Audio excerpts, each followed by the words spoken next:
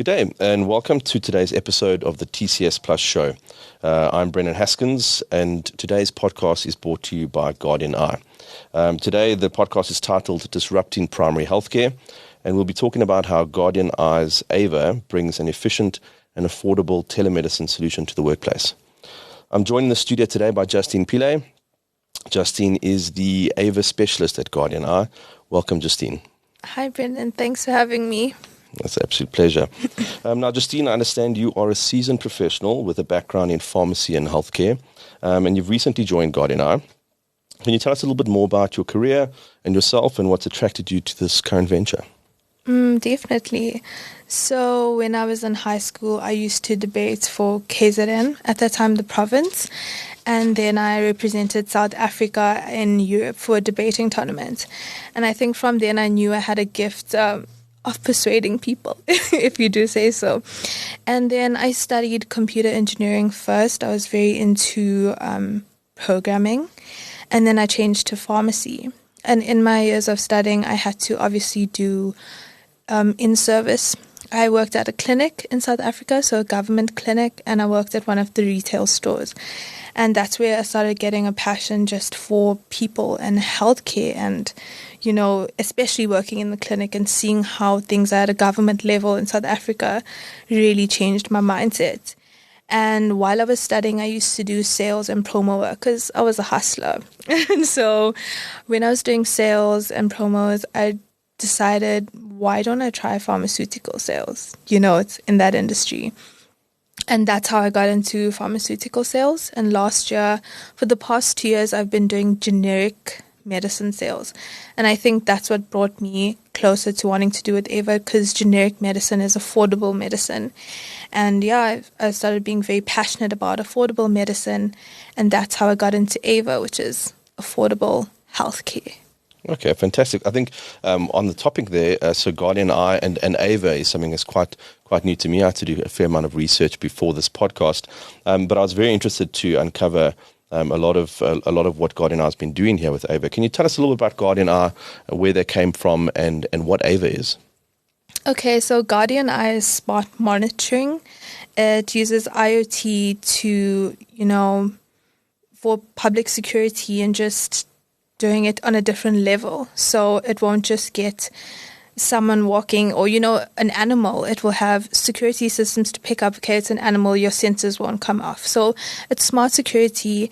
And then it started looking at this monitoring to obviously now get smart health. And that's how Rodney, our MD, got into AVA Healthcare, which is telemedicine. Fantastic. So telemedicine, it was quite a new phrase or term for me, but I believe it's got a long, rich history. Could you talk a little bit around telemedicine and what it is? I think there's a lot of new terminology we're going to have to unpack today, probably for me, but also for the audience.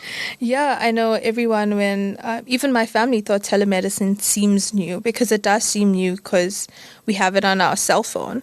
But telemedicine actually dates back to the 1860s, where in the Civil War, they would use telegraphs to now tell if soldiers have been wounded, how many have died, and give that messages to medical personnel. And then it also continued with NASA, so when they sent people to the moon or to space, they were able to remotely check their vitals, see their signs. And then as time developed and technology developed, so did telemedicine. So it went from there to now having a telephone. You would call your doctor if you're sick and you can't make it to the doctor, And then now we're here today with mobile devices. So it's mobile telemedicine. Okay, so there's just going back to the terminology, there's quite a lot of terminology that surrounds this topic. And I wonder if we could just unpack a little bit around what is synchronous and asynchronous when it comes to telemedicine. Okay, so synchronous is when tasks have to be executed one after another in a sequential manner. And asynchronous is when they can be done concurrently and at the same time. And what this does is increases efficiency and allows things to be done together. In this case, it's going to the doctor. If you're sick, you don't have to take leave. You don't have to stand in a line. You don't have to wait for an exam to be done. and then get a script and go to the doctor. This now, AVA uses asynchronous technology by allowing you to get it done in about 30 minutes, and you'll get a script, you get a sick note, all of that done via an email. So that's how it uses asynchronous technology. Okay, fantastic. So I think you've really answered a few of my next questions then, because I wanted to ask a bit about how it works and how AVA is different to other telemedicine technologies. Can you talk a little bit around what telemedicine typically is and what AVA is in comparison? And obviously, we understand already that it is using some asynchronous capabilities to obviously help. Okay. How is it different? So the current way of telemedicine is you go online, you book an appointment, and then a doctor calls you, and you have a virtual consult. So a doctor now has to say, okay, you have a cough, let me hear your cough, and basically gets information from you virtually, and then is able to give you a diagnosis. So we do offer telemedicine, but what we also offer is the AVA business subscription, where you have an AVA champion at your business, and we use a device called the HiGo Pro device. And it comes with 5 exam modules. And what this does is it takes exams for you. So if you have an earache, it will take a video. That video gets sent to the doctor. If you have a rash, it takes a picture and a video and it sends it to the doctor. So now it makes the doctor's diagnosis more accurate because they have live footage, your heart rate is done properly with the stethoscope. So it is telemedicine, but we've taken it to a new level where we now can have these exams done and proper analysis can be made by the doctors. Okay, great. So can you tell us a little bit about the technology that's behind AVA? Okay, so the AVA uses IoT technology, and the device, it's called the HiGo device, is embedded with sensors, applications, and software. And after we do these exams, it is then put on our platform, the Guardian Eye platform, our doctor's portal in the cloud. And then the doctors then can access this and make proper diagnosis. So it is using IoT, cloud technology, and also professional doctors. It's just a converging of many things together, AI, IoT, cloud computing, That's fantastic. So it sounds like an exciting combination of technologies. And I'd like to understand what the problem is that the combination of these technologies ultimately is going to help solve.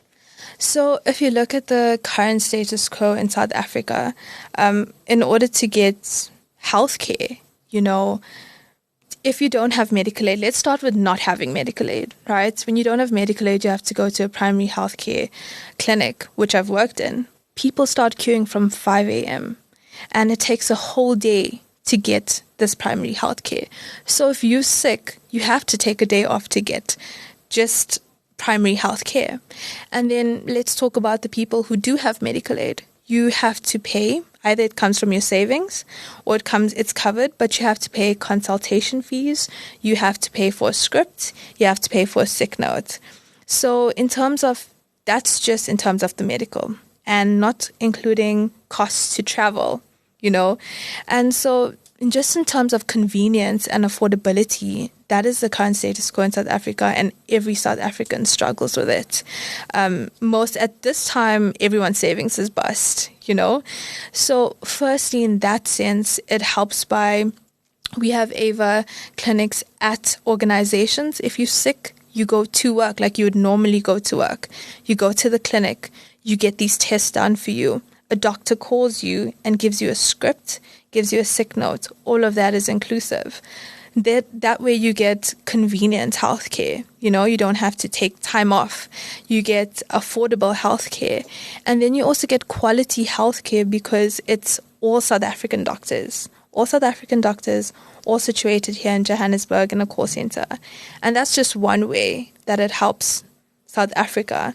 And a lot of people would say blue-collar workers or just manufacturing workers, but it's also for people who have medical aid because we know the costs with it for healthcare. Yeah. Let's talk a bit about the doctors there that you've mentioned that there's a network of doctors that Guardian Eye has access to. They're sitting in a call center. Can you tell us a little bit more about that and what sort of expertise levels are available to the clients and how that's all come about? So we do focus on primary healthcare because it is called AVA, Disrupting Primary Healthcare. So all the doctors that are there are qualified GPs, qualified doctors, so they are able to give you proper care, but the device itself gives you primary health care. We not doing injections, we're not going invasive. It's just primary health care.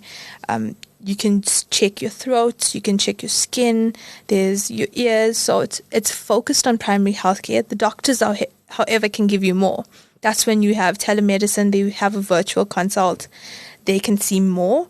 But in terms of the device and what we are doing, it is primary healthcare. Fantastic. You mentioned earlier that there's an AVA, an operator, you said, at some of at the customers' workplaces or your customers' workplaces. Can you talk us through a little bit about that? What does that person have to do? What kind of background do they have to have? It's actually, you don't have to have a medical background. You don't need to be a qualified nurse. That's one of the questions I've been getting a lot. You just have to go through our training and get a certification, and then you are able to use the device. So it's training on how to use the device, basically, and perform the exams. But the device is made very user-friendly also. But that's basically what it has. And so how it works is that currently at our workplace, we have an AVA champion. They're called AVA champions. And if you're sick, you come in, you get an exam done. Everything is POPIA compliant. So you give your personal email address. All that data, all those exams are sent in the cloud. The doctors get it and then call you because you make an appointment, a virtual appointment. They call you, say they've looked at your exams, and they give you a diagnosis and treatment for it. Okay, fantastic. So surely that must be helping with a little bit from an employment perspective in the country if you're bringing in these AVA champions into organizations that are subscribing to the service. Oh, 100%, Brendan. I don't know if you've heard of the Bradford theory, but what it does is HR managers use this where it sees that short, frequent, unplanned leave is actually more detrimental to an organization than planned and longer leave. And so they use this theory to flag, employees that are taking sick leave too often. Because let's be honest, how sick leave people take it as a leave that's there and they use it and abuse it, and that actually decreases productivity in an organization. So in this way, what it does do, it obviously allows for affordable telemedicine and medicine to your staff.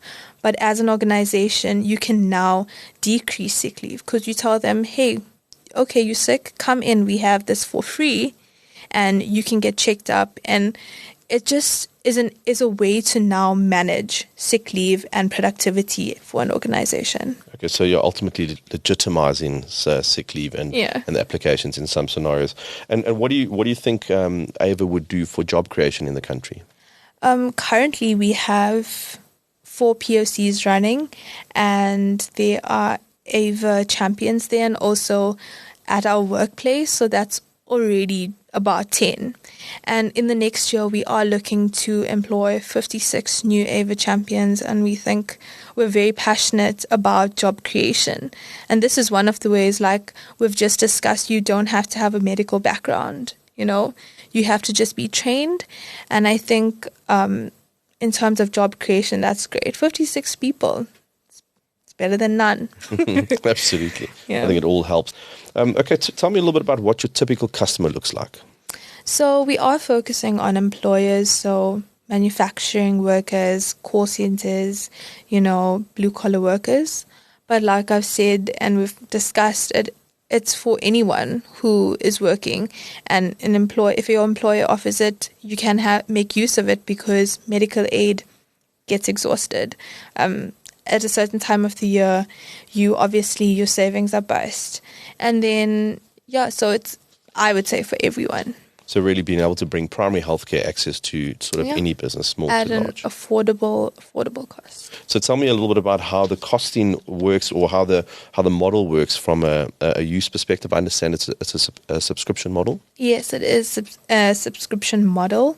So we have two options. The first is to subscribe to telemedicine, where as a company, as an organization, you would pay a fee to use the platform and a certain amount per staff member, which is very affordable. And that's one way. So it's obviously still virtual, but it is much more cost effective than current telemedicine. And then the second option is having a stationed AVA champion at your organization. And that would be, you would have to pay, obviously, to have someone there, and then the same subscription fee to have per staff member, and you don't have to pay for the platform. That's all inclusive. So the AVA champion actually is an employee of Guardian Eye? Yes, okay, it is an employee. Then you mentioned some of the compliance standards that you have to adhere to, and I think that's always, that's always a very important question to answer. I'm sure a lot of the users and companies are going to be concerned about, does this meet the compliance standards? And I understand there's been quite a journey. Can you tell us a little bit about what sort of standards you've had to comply to and how that's worked? Yeah, in order to get anything medical in South Africa, it has to be SAPRA approved, and we've gotten all of our accreditations and certificates. So the Higher device, we have the SARS certificates. We also have ICASA and ISO 9001. But yeah, I think most companies look for SARS, they look for SAPRA, but we have obviously a list, and it is properly checked, and we waited a long time to actually release it just to make sure that we had all our accreditations done. Okay, so it's fully compliant, totally secure, POPIA compliant. Yes, it is POPIA compliant. Okay. That was a big one also. Yes, I'm sure. Because I think because it's, we're saying that it helps with decreasing sick leave. One of the things was we didn't want staff members to now put their work email address, and now you're sick, the diseases you have or any issues is given to the company. So we had to make sure that our AVA champions and people know it's your private email, your private cell phone number. Okay, so even though the service might be provided by the organization, it's really for the employee or for the end person, and the data is theirs. Yes. Okay, and that's shared obviously with their consent to a practitioner or a GP or a doctor. Yes, okay. And so the most that an employee would know is that someone came and gave a sick note. Okay. They used the station and they've given a sick note. So POPIA compliance, everything. Okay, that's fantastic. Then how long has AVA been around? I mean, you mentioned you've gone through quite a journey, and it's obviously very new. How long has it been around sort of globally, and how long in South Africa? So it's been in the UK for about 18 months. They have been using it, AVA. But telemedicine, like the whole of the UK, US, has been switched over. But yes, AVA's been in the UK for 18 months. And in South Africa since June. We actually had our POCs running since June. Okay, fantastic. I think what sounds quite remarkable is that it's really gathering all this data and putting the data in the hands of practitioners, where it can actually can be researched and used, and we can start drawing some great information out of that. How do you see AI and things like that coming into play with technologies like this? I think AI-powered diagnostics can help, in terms of with AVA and just devices like this. We can now make more, take these exams, and just these algorithms can now analyze these exams and see, make accurate diagnosis, and also help doctors in making diagnosis. Because we want to use AI to complement doctors, not take away doctors. But this just now would make their jobs more efficient. Fantastic. Tell us a little bit about maybe some nice sort of success stories or some feel-good stories where AVA's helped in the community. Okay, currently we have POCs running, and some of their success stories come and we look through it. And one guy just went, it's also used as a preventative tool. So the employer says, go in, we have an AVA clinic, go get checked up. So a guy went, we also POPIA compliant here, hopefully, so I can't give names. But he went to just get a checkup, and then they saw that the doctor picked up that is actually now there's an onset of an ear infection, and gave him meds, and he got better. But if he didn't go, he would have only found out when his ears blocked and losing balance. But with this AVA, it was used beforehand to catch it before it even was an extreme case. And then another female went in. She went in, and the doctor picked up that she was super stressed and anxious, and asked, "What's wrong?" Then she says, no, she just was planning a wedding and, a new job, and she's been so stressed, and then gave her meds and gave her a script for anti-anxiety meds. And, these are things that, and I'm very for mental health, and just health in general. I think health is wealth. And with AVA, it's showing that it's allowing that in the workplace. It's getting people at their workplace, After being home, you're the most at work. And now if you can get healthcare at work, it makes it so much more accessible, so much more convenient. Yeah, I think that convenience is really, really powerful. I think a lot of people might just not go for an assessment or go for diagnosis because it's just not convenient at the time. And then, like you say, that you can actually prevent a lot of illness getting much worse. How do you think something like this could have helped in the times of COVID? Weirdly enough, COVID was the thing that actually pushed telemedicine quite big in South Africa. But if it was around during COVID and people were more acceptable to it before that, I think it would have definitely decreased the rate of infection, because a lot of these infections were at doctors' rooms. You're sick, someone's sick, they have COVID, they go there. Now everyone is now being at risk to it. Whereas if telemedicine was big before COVID, a lot of this would have been decreased. It would all have been virtually. If you're sick, it stays in your household, it stays there. And I think, I won't say thankfully to COVID, but COVID did push telemedicine much more than it was. In South Africa, we really struggled with it. It was very minimal in comparison to other countries. But now we see, because of COVID, it has taken off. Absolutely. I think if we had this kind of data available to us, that AVA would have been collecting around COVID patients and in those assessments, I'm sure that could have been much more powerful in helping us sort of defend against future epidemics like that. So I think, often people are afraid of how technology will impact jobs and replace humans in our life. Do you see, what do you see AVA doing from a technology perspective? Does it replace the need for a human engagement? No, I think, like we've spoken, first of all, job creation. You need these AVA champions at your work. So that's one. It's not replacing, it's actually giving people jobs. And secondly, it's helping doctors do their work but more efficiently. Telemedicine is a thing, but now it's aiding it where you're getting actual exams, image exams, videos, and allowing them to do their jobs more efficiently, more accurately.